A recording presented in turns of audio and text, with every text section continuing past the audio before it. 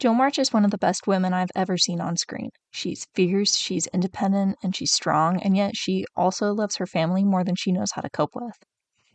She's endlessly complex, with her approach to romance serving as the best example of her character depth. Does she love Laurie? Should they have gotten married? What about Friedrich? Why does she end up alone? There are plenty of varying opinions out there that answer these questions, but I think you can find the most realistic answer when you take a look at Little Women, the 2019 movie, at face value. She doesn't love either of them, not romantically at least. To understand what I mean, let's take a look at her most telling scenes. This is one of those scenes we see coming from a mile away, but it still aches so much to watch play out. Because in any other movie, when Laurie proposed, Jo would have said yes. She'd admit to being in love with him all this time, and they'd get married, and they'd have cute little kids, and whatever else married couples did back then. But Jo knows she can't do that.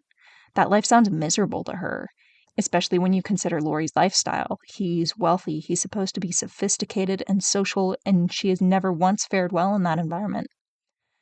That tomboyish approach is charming when you're in love, but Jo knows he'd grow tired of it within a few years, and they'd just be miserable together. Even worse than a lack of compatibility, she knows that she cares about Laurie very much, but that she physically can't muster up romantic attraction for him at all. It's not the rejection that makes this scene so sad, but the impossibility. Laurie tried to change to be better for Jo, and Jo tried to love him like he wanted her to, but neither worked. As they argue about marriage and their love for each other, Jo says a few things to him that I find to be quite significant, both in how she views him and how she views romance in general. That first fascinating line is, "I can't say yes truly, so I'm not going to say it at all." Like I said already, she really does care about Laurie. I don't think it's out of the question to say that she considers him like a brother, even when you take into consideration some of their later scenes together, but I'll get into that later. After it sinks in for him that she's not going to say yes, she is still insistent that she cares about him, and that above that, he deserves someone better than her. She has too much integrity to let either of them settle.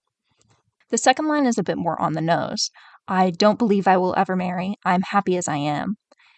Even with how blunt Jo, and in a more meta sense, the writers are in this movie, there's still so many people that insist that Jo's refusal to marry is just a stubborn refusal to admit that she's capable of longing like that out of shame or whatever it may be.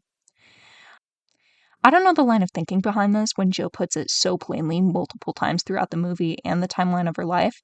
She doesn't want to marry. If anything, she's married to her writing because it's the one thing she stays dedicated to throughout the entire film. If you have a different opinion, though, I'd love to hear your explanation in the comments. But even if she says she's happy as she is, it grows harder and harder for her to stay loyal to that argument. Maybe she'd be miserable married, but Jo later discovers a new misery hiding for her in her loneliness. We see that loneliness and her dread surrounding it building up throughout most of the movie, especially during the later flashbacks. It dawns on her just how isolating her adulthood will be at Meg's wedding, and then she gets a taste of it in New York when she's pursuing her writing without her family there. She keeps this bottled up most of the time, however, and it's really just implied throughout the cinematography, but I'll get into that later. These feelings really only crack and spill over after she loses one of her sisters, Beth. The grief of her death sends her flying off her feet, and she can't get back up for the life of her. She's isolated, and she's depressed, and after her mother brings up Amy and Laurie, Jo finally breaks. She doesn't know that they're engaged or married yet. She wonders aloud to her mom if Laurie would take her back if she asked. That he's a good man, and when she's faced with the solitary path of life that she's setting herself up with, maybe turning him down was too hasty of a decision. Her mother sees through this, however, and cuts the conversation down to ask if Jo even loves him. Even with all of this loneliness she's struggling with, Jo knows she can't say yes. Not in that way. But by now she's realizing that maybe she cares more to be loved in life, since the absence of it is so disheartening without your family present like they are in your childhood. And then she says the most memorable monologue of the whole movie, at least to me. Her frustration with romance as a concept is multifaceted. She can't feel it, or at least she hasn't yet, and with her passion for writing, the pressure of love on women is only more visible to her.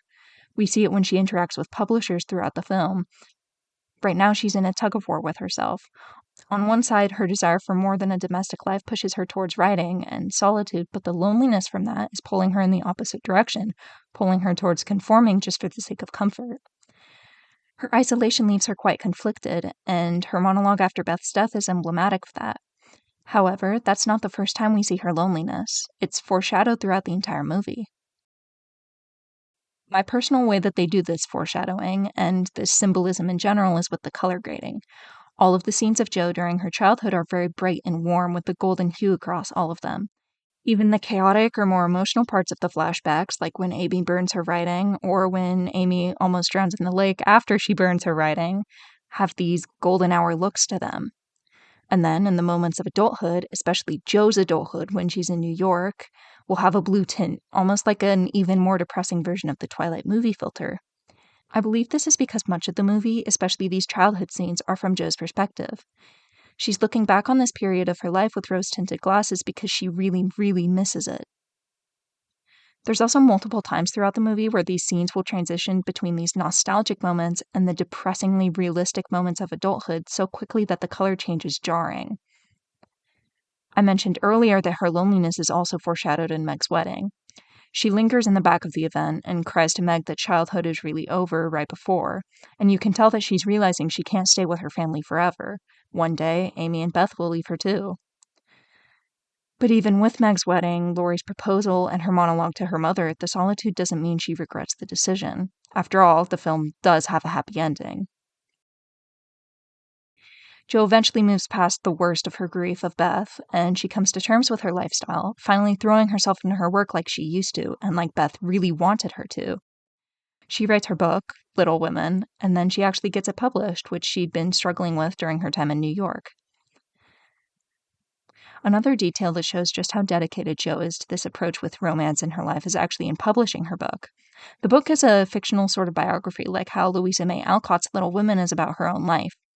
She first writes her heroine to stay single throughout the entire ending, just like she is in real life, but the publishers will only accept if she ends up with the Friedrich copycat character in the book. So, Jo lets them, but argues for a higher pay since she's quote-unquote selling her heroine out for romance. This is actually quite similar to what happened in real life, actually, with Alcott.